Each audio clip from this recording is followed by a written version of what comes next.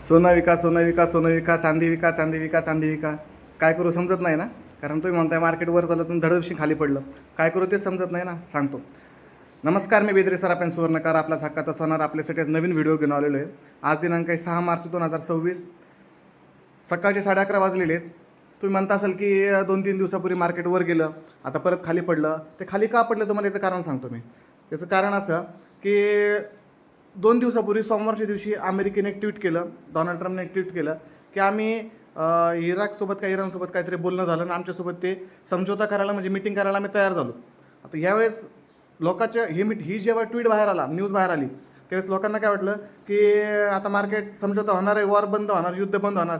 मग सगळेजण विकायला गेले तरी मग आता सरळ गोष्ट आहे, एखाद्या गोष्टीची जर विक्री वाढली त्याची किंमत कमी होते.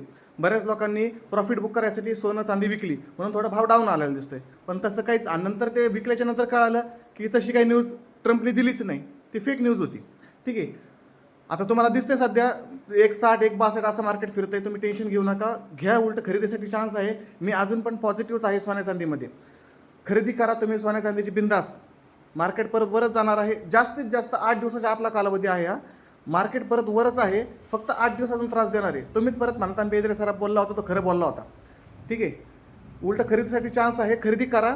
आणि असेच नवीन व्हिडिओसाठी आपल्याच बेदरे सराफ आळंदीला फॉलो करा. धन्यवाद.